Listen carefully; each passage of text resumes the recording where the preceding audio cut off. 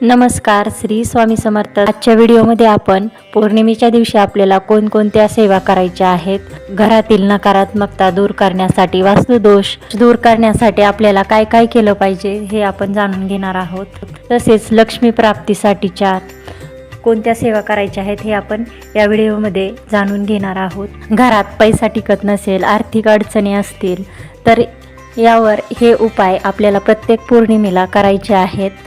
प्रत्येक पौर्णिमेच्या आणि अमावस्येच्या दिवशी आपल्याला एका बकेटमध्ये पाणी घ्यायचं आहे। त्यामध्ये थोडेसे खडे मीठ, हळद, गंगाजल आणि गोमूत्र टाकायचं आहे या पाण्यामध्ये।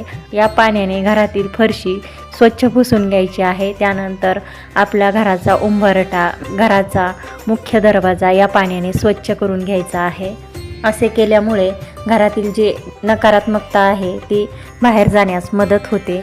यानंतर आपल्याला घराच्या मुख्य दरवाजाच्या उंबरठ्यावर हळदीचं लेपन करायचं आहे। हळदीचं लेपन करण्यासाठी एका वाटीमध्ये थोडीशी हळद घ्यायची आहे, गंगाजल टाकायचं आहे त्याच्यामध्ये आणि थोडंसं गोमूत्र टाकायचं आहे, थोडंसं पाणी टाकायचं आहे आणि ही पेस्ट बनवून घ्यायची आहे आणि ही पेस्ट आपल्या उंबरठ्यावर लावायची आहे। हळदीचं लेपन केल्यामुळे घरात कुठलीही नकारात्मकता प्रवेश करत नाही। अमावस्या, पौर्णिमा, गुरुवार, शुक्रवार या दिवशी हळदीचं लेपन जरूर करावं। जर रोज जमत नसेल हळदीचं लेपन करणं तरी अमावस्या आणि पौर्णिमा या दिवशी तरी नक्की केलं पाहिजे। यानंतर 2 रंगाची रांगोळी आपल्याला घराच्या मुख्य दरवाजासमोर काढायची आहे आणि 2 तुपाचे दिवे लावायचे आहेत। लक्ष्मीची पावले असतील तर ती चिटकवायची आहेत, पावले नसतील तर ओल्या कुंकवाने लक्ष्मीची पावले काढायची आहेत। तर अशा प्रकारे पौर्णिमेच्या दिवशी हळदीचं लेपन करायचं आहे। घराच्या मुख्य दरवाजावर आपल्याला ओल्या कुंकवाने स्वस्तिक काढायचं आहे। प्रत्येक अमावस्या आणि पौर्णिमा या दिवशी आपल्याला पहिले स्वस्तिक दरवाजावर काढलेले पुसायचं आहे आणि नवीन नंतर दुसरे स्वस्तिक काढायचं आहे। यानंतर पौर्णिमेच्या दिवशी तुळशीचीही पूजा करायची आहे। तुळशीपुढे सकाळी आणि संध्याकाळी तुपाचा दिवा लावायचा आहे। यानंतर आपल्या स्वयंपाकघरातील गॅस स्वच्छ पुसून गॅसची पूजा करायची आहे। गॅसवर स्वस्तिक काढायचं आहे, धूप दीप दाखवायचा आहे, फूल अक्षता व्हायच्या आहेत। स्वयंपाकघरामध्ये आपल्याला अन्नपूर्णा देवीची पूजा करायची आहे।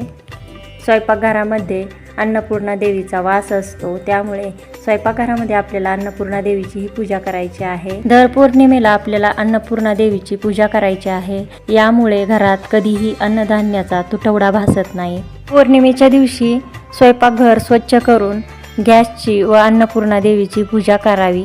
पौर्णिमेच्या दिवशी नवीन कलश स्थापना तुम्ही करू शकता। कलश स्थापना करायची आहे, कलशातील पाणी बदलायचं आहे, कलशाला आंब्याची किंवा विड्याची पाने लावायची आहेत। घरातील देवपूजा करून घ्यायची आहे। यानंतर घरातील सगळ्या देवी देवतांची पूजा करून घ्यायची आहे। पौर्णिमेच्या दिवशी लक्ष्मीच्या फोटोसमोर किंवा मूर्ती असेल तर मूर्तीच्या समोर आपल्याला तुपाचा दिवा लावायचा आहे। तुपाचा दिवा लावल्यामुळे लक्ष्मी देवी लवकर प्रसन्न होते, प्रत्येक इच्छा पूर्ण होतात। पौर्णिमेच्या दिवशी कवड्यांचीही पूजा करायची आहे। कवड्या ह्या महालक्ष्मीला खूप प्रिय आहेत। समुद्रमंथनातून लक्ष्मीसोबत कवड्याही बाहेर आलेल्या होत्या। या दिवशी तुम्ही नवीन कवड्याही खरेदी करू शकतात। कवड्यांना पंचामृताने नंतर पाण्याने अभिषेक करायचा आहे। देवघरात तुम्ही 5, 7, 9 अशा कवड्या ठेवायच्या आहेत। यानंतर एका प्लेटमध्ये थोडेसे तांदूळ ठेवायचे आहेत आणि त्यामध्ये या कवड्या ठेवायच्या आहेत। कवड्यांना हळद कुंकू लावून पूजा करायची आहे। पौर्णिमेच्या दिवशी ज्यांना कुणाला नवीन श्रीयंत्राची स्थापना करायची आहे त्यांनी या दिवशी नवीन श्रीयंत्र खरेदी करून स्थापना करू शकतात। पौर्णिमेच्या दिवशी श्रीयंत्रावर आपल्याला अभिषेक करायचा आहे, पंचामृताने अभिषेक करायचा आहे, त्यानंतर पाण्याने अभिषेक करायचा आहे, हळद आणि कुंकू यानेही अभिषेक करायचा आहे। यानंतर श्रीयंत्राची पूजा करून श्रीयंत्रावर आपल्याला कुंकुमार्चन करायचं आहे। कुंकुमार्चन केलेलं हे कुंकू आपण कपाळी लावण्यासाठी वापरायचं आहे। कुंकुमार्चन केलेलं कुंकू लावल्यामुळे आपल्याला सकारात्मक ऊर्जा मिळते। तसेच पौर्णिमेच्या दिवशी श्री सत्यनारायण पूजा घरी करावी। सत्यनारायण पूजा कोणत्याही उत्सवापुरती मर्यादित नसून पौर्णिमेचा दिवस या पूजेसाठी अतिशय शुभ मानला जातो। श्री सत्यनारायण पूजा दर पौर्णिमेला घरच्या घरी करण्याचा सल्ला दिला जातो। हे व्रत दुःख, शोक यांचा नाश करणारे असून धनधान्य यांची समृद्धी करणारे आहे। तसेच सौभाग्य व संतती देणारे सर्व कार्यात विजयी करणारे असे हे व्रत भक्ती व श्रद्धा यांनी युक्त होऊन प्रदोष काळी म्हणजे सूर्यास्तानंतर 2 तासात सत्यनारायणाचे पूजन करायचे असते। पौर्णिमेच्या दिवशी तुम्ही सत्यनारायण पूजा अवश्य करावी।